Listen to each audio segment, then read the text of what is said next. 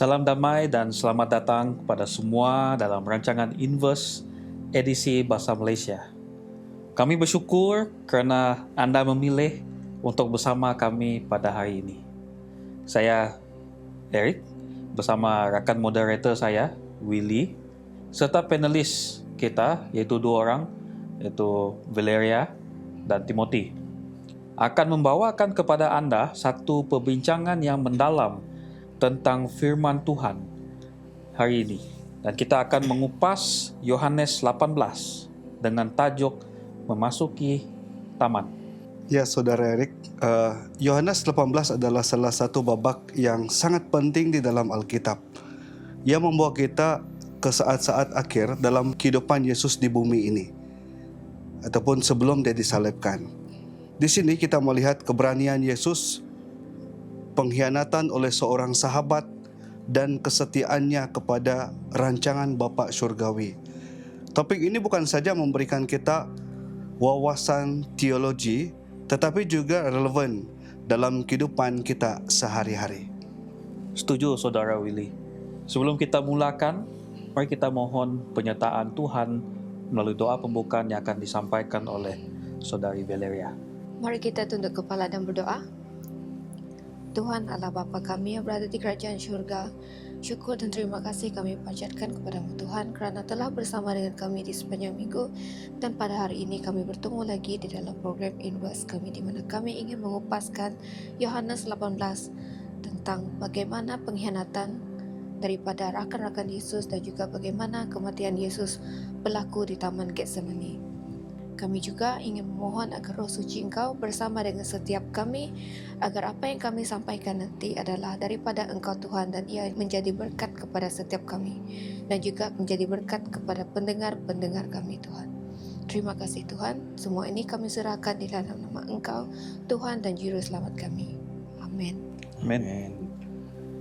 Jadi terima kasih Saudari Valeria yang telah melayangkan doa pembukaan tadi. Jadi mari kita mulakan dengan bahagian pertama dalam Yohanes 18 dari ayat 1 sampai ke ayat 11. Jadi saat ini kita akan dibawa ke Taman Getsemani, di mana Yesus sering pergi bersama murid-muridnya. Jadi saya ingin bertanya kepada Saudari Valeria, bolehkah anda berkongsi konteks bahagian ini dan mengapa Taman Getsemani begitu penting dalam kisah ini? Terima kasih Eric. Jadi kita lihat Taman Getsemani adalah taman yang sangat istimewa di dalam Alkitab, kerana di dalam taman ini berlakunya satu kisah yang kita tidak dapat lupakan sehingga ke hari ini. Taman Getsemani adalah taman yang sering dikunjungi oleh Yesus dan juga murid-muridnya untuk berdoa dan juga berehat. Apa yang berlaku di taman ini adalah selepas santapan terakhir Yesus dan juga rakan-rakannya. Dan di sini juga adalah bermulanya pengorbanan Yesus terhadap kita, di mana dia telah mati untuk kita semua. Malam itu merupakan malam di mana tempat Yesus menyerahkan dirinya, dan itu adalah rancangan dari Bapanya sendiri.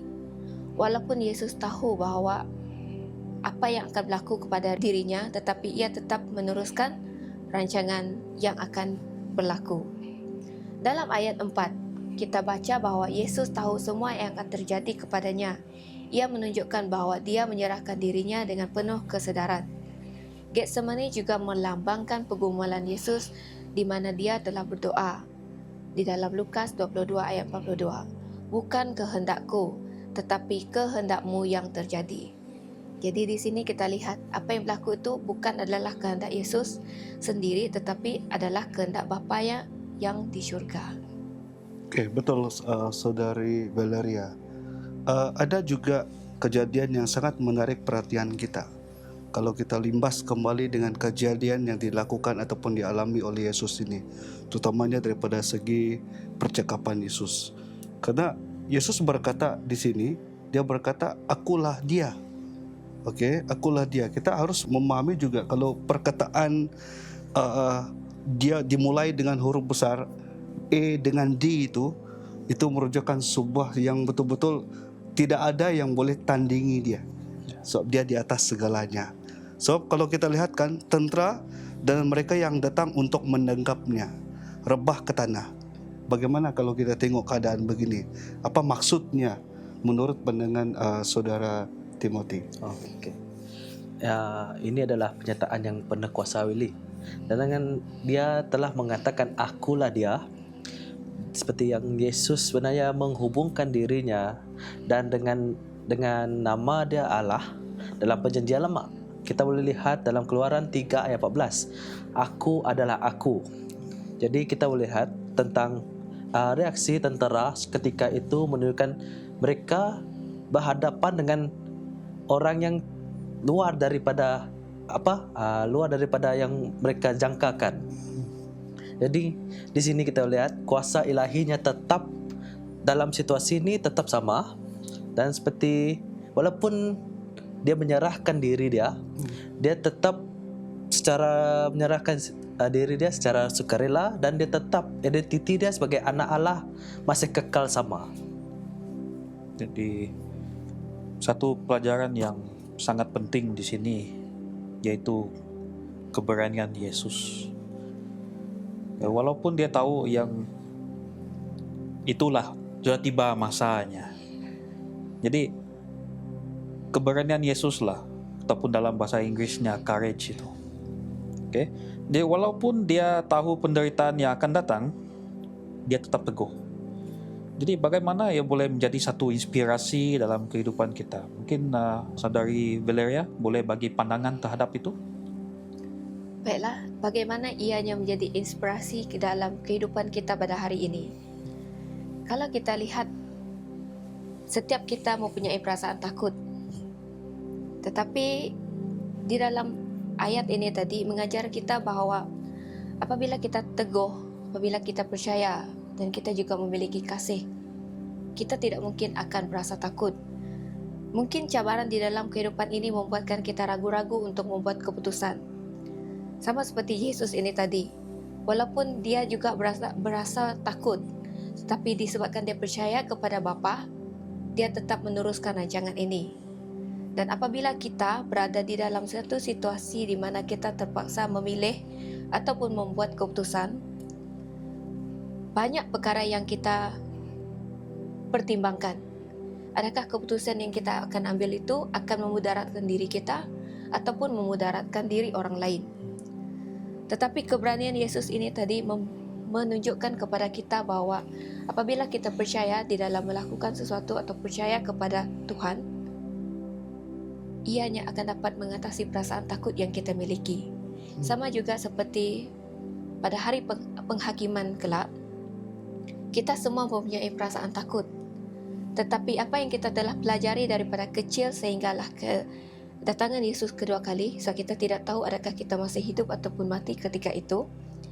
Apabila kita sudah hidup dengan iman, kita hidup percaya dengan Tuhan, dan kita saling mengasihi sama seperti Yesus mengasihi kita, dengan apa yang berlaku di Taman Getsemani ini, kita tidak mungkin akan mempunyai perasaan takut apabila kita menghadapi hari penghakiman itu kelak.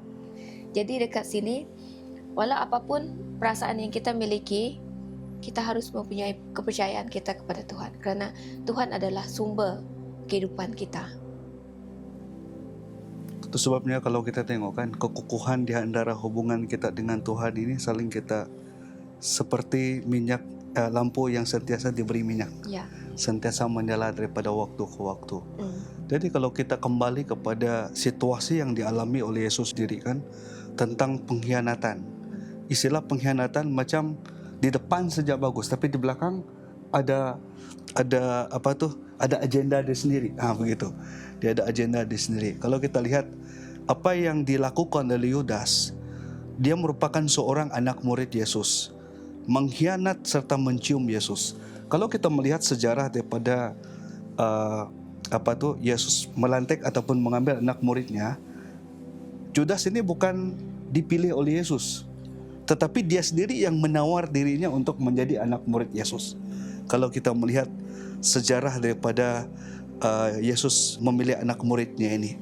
Tapi kalau kita lihat, Saudari Valeria, apakah pelajaran utama yang boleh kita ambil daripada tindakan Yesus ini, ataupun ketika Judas mengkhianat dia? Okey, jadi kalau kita lihat Yudas ini adalah seperti yang Saudara Willy katakan tadi, Yudas ini adalah murid-murid Yesus, orang yang paling dekat dengan Yesus. Dia bergaul dengan Yesus, mereka makan semeja. Tetapi kita lihat hati manusia seperti itu juga. Rambut kita sama hitam, tetapi kita tidak tahu apa yang ada di dalam hati seseorang itu. Dalam konteks ini tadi, Yesus mengetahui apa yang Yudas akan lakukan. Tetapi Yesus tidak menghakimi Yudas pada masa itu, kerana dia tetap membiarkan apa yang ingin berlaku itu terjadi. Dalam Yohanes 18 ayat 2, kita membaca bahawa Yudas tahu tempat Yesus sering pergi. Ia menunjukkan bagaimana ia menggunakan pengetahuannya tentang Yesus untuk tujuan jahat. Jadi kita lihat dekat sini, musuh terdekat kita adalah orang yang paling dekat dengan kita. Dia tahu setiap pergerakan kita, dia tahu apa yang kita lakukan. Mungkin juga dia tahu apa makanan Yesus, kerana pengkhianatan Yudas ini, jika Yesus tidak menunjukkan bahawa pengkhianatan Yesus ini tadi adalah melalui penjualan Yesus itu kepada orang. Jadi mungkin ianya terjadi daripada makanan. Kita tidak tahu, mungkin dia meracuni Yesus. Kita tidak tahu. Begitu juga dengan kehidupan kita. Rakan yang kita anggap bahawa rakan baik kita pada hari ini, mungkin dialah yang akan mengkhianati kita.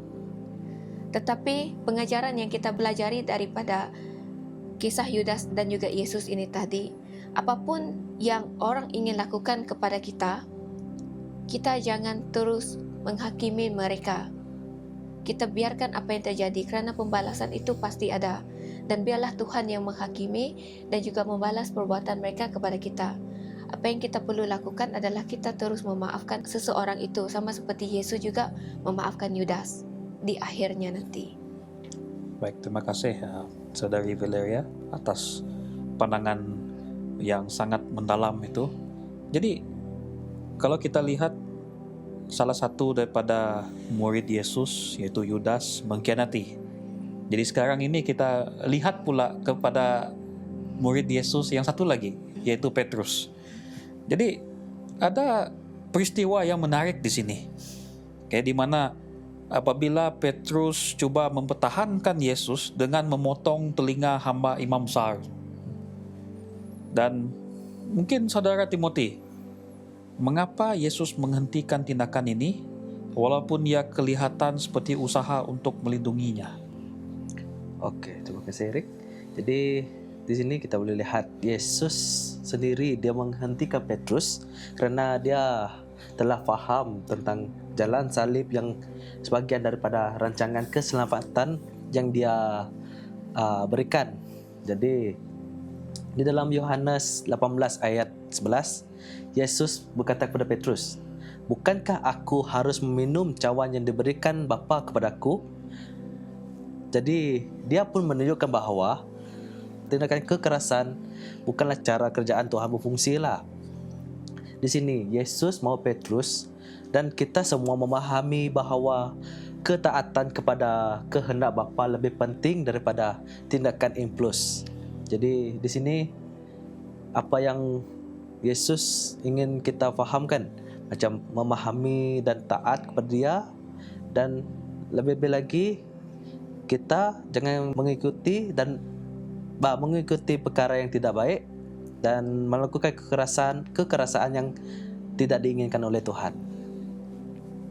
Oke, melihat daripada sifat yang kita telah lihat sebentar tadi, apa yang dikatakan oleh saudara Timothy, ini Yesus ini dia menyatakan sebuah sifat kasih di dalam tindak tanduk kehidupan dia. Sebab apa? Ketika orang membalas kejahatan, bagaimana respon kita? So kan di dalam Alkitab juga dikatakan begini, kalau orang tampar pipi kanan, bagi pipi kiri. Kalau orang lempar pakai batu, lempar pakai kapas.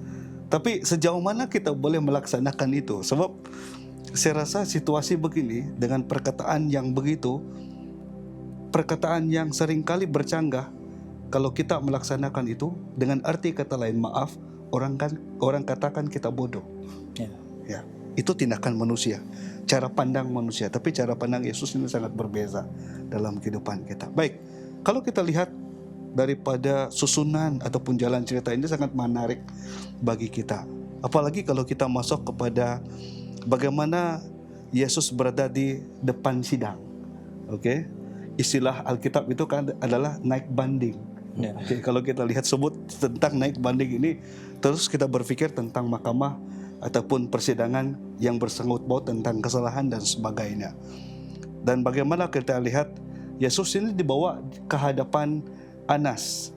Dan kalau kita tanya kepada saudara Timothy, apakah yang menarik perhatian Anda tentang kisah ataupun sidang ini? Oke. Jadi kita boleh lihat tentang sidang ini adalah tidak seperti contoh ketidakadilan sistematik. Jadi Anas sebagai bekas imam besar, dia mengadakan pembicaraan tentang yang melanggar hukum Yahudi kerana ia dilakukan pada waktu malam dan tanpa saksi. Dan saksi yang dilakukan adalah saksi yang tidak sah. Namun walaupun Yesus menghadapi ketidakadilan, dia tetap tenang dan tidak membela diri dia. Dia tetap berdiam diri dan menunjukkan moral dan rohaninya sendiri. Dia berdiam dan dia tidak melakukan apa-apa. Oke, jadi kalau kita lihat sepatutnya yang mengetuai sidang itu sepatutnya Kayafas, tapi dia bagi dengan bekas pemimpin utama dia ataupun imam besar dia.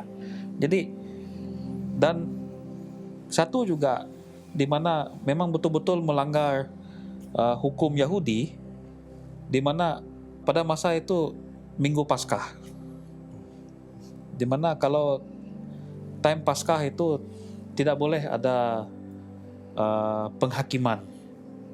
Sepatutnya harus ada orang kata maaf-maafan. Okay, kalau ada seseorang melakukan kesalahan harus dimaafkan dan sebagainya. Dan itu juga tidak pernah sesekali kita melihat di bawah mahkamah bersidang pada waktu malam. Mungkin di zaman kita pun tidak pernah kita dengar. Tapi Yesus melalui perkara itu sebelum dia digantung di salib. Jadi yang saya sangat teruja ataupun sangat megahkan sikap Yesus ini, di mana dia tidak membela diri. Macam kita kadang-kadang orang, kamu buat salah, kita mau membela diri kita sendiri. Tidak, saya buat salah. Dia yang buat salah, kita menunding jari kepada orang lain. Tapi Yesus tidak. Itu yang sangat menariklah dalam kisah ini. Baik, jadi di sisi lain juga kita kembali juga kepada anak muridnya, Petrus. Oke, dia adalah murid yang sangat dekat dengan Yesus dan dia menyangkal 3 kali. Jadi, Saudari Valeria, apa yang kita boleh belajar daripada kelemahan Petrus itu? Jadi Petrus ini kalau kita lihat dia juga manusia yang biasa sama seperti kita. Kita punya kelemahan dan juga kita memiliki kekuatan. Jadi penafian Petrus ini tadi di mana dia telah menyangkal Yesus, dia telah menunjukkan kelemahan dia sebagai murid Yesus. Tidak semua murid Yesus yang bersama dengan Yesus mempunyai kekuatan, tetapi mereka juga lemah kerana mereka di bawah satu tekanan di dalam persidangan. Apabila mereka menanyakan Petrus, adakah kamu bersama dengan Yesus? Jadi disebabkan perasaan takut itu tadi, dia telah menyangkal. Dia telah menunjukkan kelemahan dia tadi. Mungkin apabila kita sendiri berada di tempat Petrus itu tadi, kita juga ingin mencari jalan untuk menyelamatkan diri kita. Kerana kita mempunyai perasaan takut. Setiap kita mempunyai perasaan itu. Tetapi dari kisah ini tadi, kita juga tengok, kita juga melihat di mana apabila Yesus ini telah dibangkitkan, Yesus bertanya kepada Petrus kembali. Dan dia juga bertanya kepada Petrus sebanyak 3 kali. Sama seperti Petrus ditanya 3 kali. Adakah kamu bersama dengan Yesus? Dia menyangkal sebanyak 3 kali. Tetapi sebelum Yesus diangkat ke syurga, Yesus memberi peluang kepada Petrus sekali lagi. Dan dia bertanya kepada Petrus, adakah kamu mengasihi aku melebihi mereka itu? Dan di sini Petrus telah melihat bahwa inilah peluang dia untuk meminta maaf daripada Yesus itu tadi, ataupun menunjukkan perasaan kasih dia kepada Yesus itu tadi, di mana dia menjawab, iya, aku mengasihi kamu lebih daripada mereka. Dan Yesus bertanya soalan ini sebanyak 3 kali. Dan masa itu Petrus telah menjawab 3 kali jawaban yang sama. Jadi kita lihat di sini bahwa ada ruang untuk kita memperbaiki kelemahan kita sendiri. Kita telah mengetahui kelemahan kita, dan apabila kita diberi peluang untuk memperbaiki kelemahan itu, jangan kita menggunakan peluang yang kita miliki itu tadi dengan melakukan kesalahan yang sama. Dan Petrus mengajar kita bahwa peluang yang kedua itu adalah peluang yang kita tidak dapat lepaskan. Baik, terima kasih Saudari Valeria atas pandangan yang sungguh luar biasa pasal Petrus yang telah menyangkal dan kemudian diberi peluang kedua. Jadi saya rasa kita semua harus berterima kasih kepada Tuhan sebab kita semua masih diberi peluang untuk kita bertobat. Oke. Jadi sebagai kesimpulan, Yohanes 18 adalah babak yang penuh dengan pelajaran tentang ketaatan, pengkhianatan, dan pengampunan. Dan Yesus menunjukkan keberanian dan kasih yang luar biasa menjadi teladan bagi kita semua. Kalau kita diingatkan kembali tentang kisah ini, seringkali kita manusia gagal dalam segala aspek kehidupan. Tetapi kalau kita lihat, Tuhan itu setia. Dia memberikan peluang dan peluang bagi kita. Seperti mana yang Saudari Valeria katakan tadi. Peluang yang diberikan itu adalah sesuatu hal yang membuatkan kita pelajari sesuatu yang sudah berlalu. Itu sebabnya kalau kita tengok kan, Yesus ini tetap mengasihi kita dan mau kita kembali kepadanya dengan sebuah panggilan. Kalau kita lihat panggilan Yesus, mari ikutlah aku. Istilah mari ikutlah aku berarti Yesus itu mau menyertai kita dan tidak mau beban itu menghantui kita. Dan dia setia untuk memikul apa yang kita hadapi.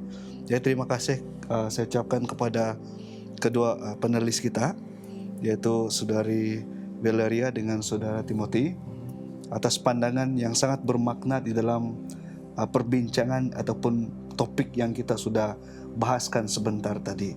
Jadi untuk itu saya ingin mengundang Saudara Timothy untuk melayangkan doa penutup kita pada saat ini. Oke, mari kita doa. Tuhan yang Maha Ngasih, kami bersyukur atas pelajaran daripada Yohanes yang kami telah pelajari, Tuhan. Terima kasih kerana menunjukkan kepada kami keberanian dan kasih Yesus Kristus.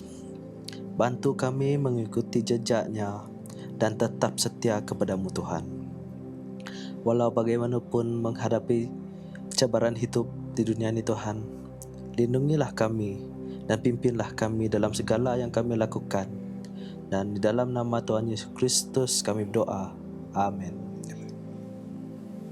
Amin. Jadi terima kasih kepada panel, kepada rakan moderator saya, dan terima kasih kepada semua yang bersama dalam rancangan Inverse pada kali ini. Kami berharap Anda diberkati melalui perbincangan tadi, dan jangan lupa untuk menyertai kami dalam episod seterusnya di mana kami akan meneroka topik menarik yang lain. Semoga Tuhan memberkati Anda semua.